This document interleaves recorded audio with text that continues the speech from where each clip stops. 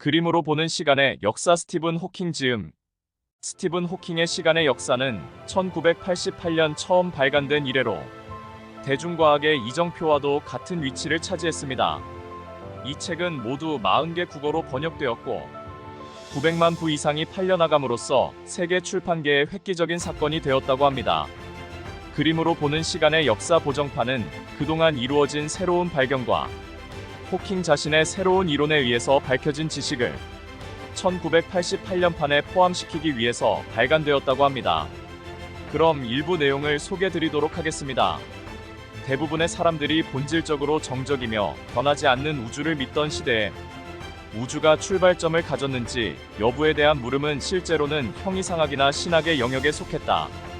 사람들은 우주가 영원히 존재해왔다는 이론이든 우주가 영원히 존재해온 듯이 보이지만 사실은 어느 유한한 시간에 그렇게 보이도록 작동하기 시작했다는 이론이든 어느 것을 근거로 삼아도 관측되는 사실들을 훌륭하게 설명할 수 있었다. 그러나 1929년에 에드윈 허블이 멀리 떨어진 은하들이 우리의 시선이 닿는 모든 곳에서 빠른 속도로 우리로부터 멀어지고 있다는 획기적인 관측을 했다.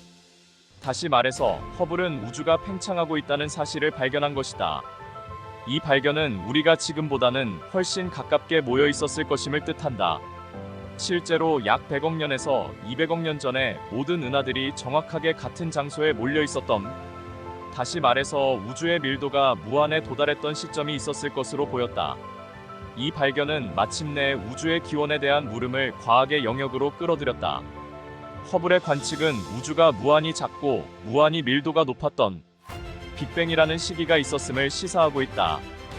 변화하지 않는 우주에서 시간이 기원이란 우주밖에 어떤 존재에 의해서 주어져야 하는 무엇이다. 즉 기원이라는 것에 대한 물리적 필연성은 존재하지 않는다. 그렇게 되면 사람들은 신이 문자 그대로 과거의 어느 한 시점에 우주를 창고했다고 상상할 수 있다. 반면에 만약 우주가 팽창하고 있다면 왜 팽창하는 우주에 굳이 출발점이 있어야 했는가에 대한 물리적인 이유가 있을 수 있다. 우리는 신이 빅뱅의 순간에 우주를 창조했거나 또는 빅뱅 이후에 빅뱅이 일어난 것처럼 보이도록 우주를 창조했다고 여전히 상상할 수 있다. 그러나 우주가 빅뱅 이전에 창조되었다고 생각하는 것은 아무런 의미도 없을 것이다. 팽창하는 우주는 창조자의 존재를 배제시키지 않는다. 다만 그가 자신의 작업을 수행할 때 제약을 줄 뿐이다. 팽창하는 우주.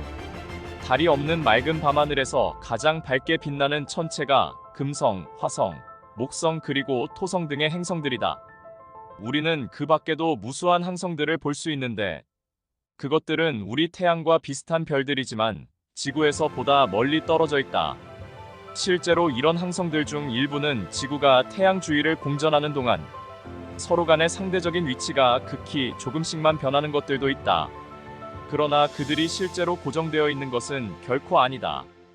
다만 그 별들이 상대적으로 지구와 가깝기 때문이다. 지구가 태양 주위를 돌매 따라서 항성들은 훨씬 더 먼 항성들로 이루어진 배경에 대해서는 위치가 변하는 것처럼 보인다. 프록시마 켄타우리라고 부르는 가장 가까운 항성은 지구에서 약 4광년그 별에서 떠난 빛이 지구에 도달하는 데에 4년이 걸리는 거리, 즉 23조 마일 정도 떨어져 있다. 육안으로 볼 수 있는 대부분의 다른 항성들은 지구와의 거리가 수백 광년 내에 있는 것들이다. 그에 비해서 태양은 지구와의 거리가 8광분에 불과하다. 오늘날의 우주상이 확립된 것은 비교적 최근인 1924년의 일이다. 그 해에 미국의 천문학자 에드윈 허블이 우리의 은하가 유일한 은하가 아니라는 사실을 입증했다.